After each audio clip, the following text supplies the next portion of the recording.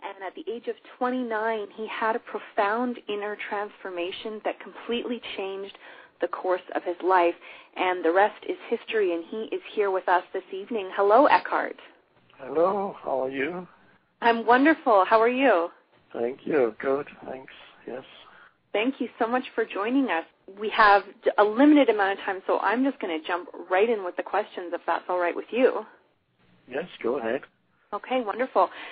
When you wrote The Power of Now and A New Earth, the world felt like a different place. A lot's gone on since then, and I'm wondering if there's anything that you'd like to add or amend to your teachings in the face of the current global climate.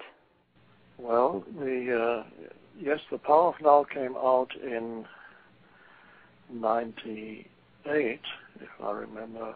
No, was it 98? If I remember correctly, yes, I think it was. And The New Earth came out about 6 years ago. Yes, the world has changed since then. New challenges, new problems. It doesn't really affect the essential teaching that's expressed in both books, because the teaching does not address or seek to remedy or solve the problems out there in the world. The focus of the teaching is human consciousness. And the world that we create out of our inherent state of consciousness, collective consciousness. So if we create a world that seems to be full of insurmountable problems, then that world has been created by us collectively out of a certain state of consciousness. And so the focal point of the books and the teaching is a shift in human consciousness. So it does not actually address any external problems, because the way I see it is that all external problems are effect. They're in the realm of effect. Now what I address in the books is the realm of cause. And the cause is within each human being. So I point out, I've done so frequently, that if you look at human history, it's a very sorry tale. It looks like the history of insanity. And anybody who doubts that, I always say, go to just the 20th century is enough. Go and read a book on 20th century history, and you see how insane it is. How many humans have been killed by other humans, far in excess of 100 million. So the essential thing is the recognition that there is a certain element or strong element of insanity within the human consciousness. And so we create a world that is full of problems because of a dysfunction in our state of consciousness. So the books really address that dysfunction in our state of consciousness and point to the possibility of a transformation of consciousness in each human being. So not as a collective thing, because the collectivity consists of individuals. The change has to be carried out within the individual, I don't have any collective program, so it's the individual. And the first recognition of the individual is the individual needs to recognize his or her own dysfunctions in consciousness, rather than always saying the world out there is so insane and other people are so unconscious and insane. Well, the suggestion is to look within first. Are there elements of dysfunction or insanity in myself. So it's becoming aware of your inner life, which means your thoughts and your emotions. That's where it all starts. So you become aware of what kind of thoughts your mind generates.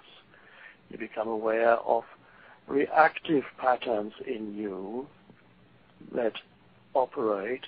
You react against things and people and events. You become aware of deep-seated mental patterns that are often very negative. So the teaching then focuses on a new dimension that can arise in human consciousness, and that is where salvation lies. When humans discover, the individual has to discover it within him or herself, that there is, in addition to all the thoughts that go through my head every day, the emotions that I experience, my reactions, my whatever happens to me in the world, my physical health, my life situation, my financial situation, my relationships, what I usually call my life. Now that's, in addition to that, there is a transcendent dimension in each human being. If you don't discover that transcendent dimension, now I sometimes call it presence, or I call it awareness. Spiritual traditions have also pointed to that and have used different names to speak of it. If you don't discover that transcendent dimension in yourself, that state of consciousness, the deeper consciousness, whether you call it deeper or higher, doesn't matter, it's a question of perspective. That's where, with the recognition of that dimension in you, the dysfunction dissolves. Without the recognition of that dimension within you, no matter what you do on the outer level, or no matter how you rearrange your thoughts, the dysfunction will remain. So we come to the core then of the teaching, which has nothing to do really with any historical situation, because you'll see that essentially the same teaching was already expressed by the Buddha 2,600 years ago and by many other teachers. That has nothing to do with any historical situation.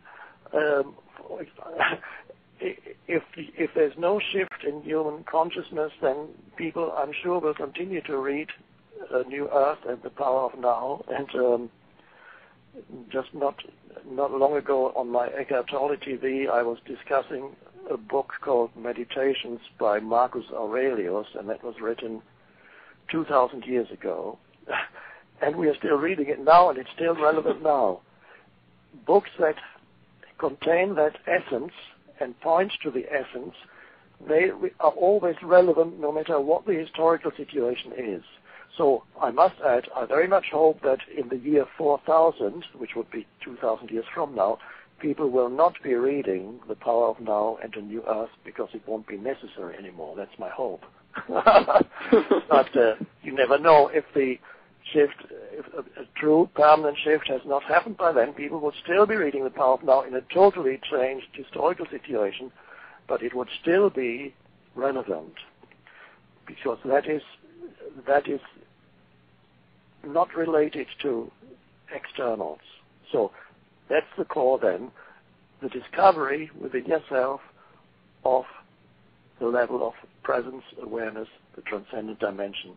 And perhaps we can, as we speak this evening, we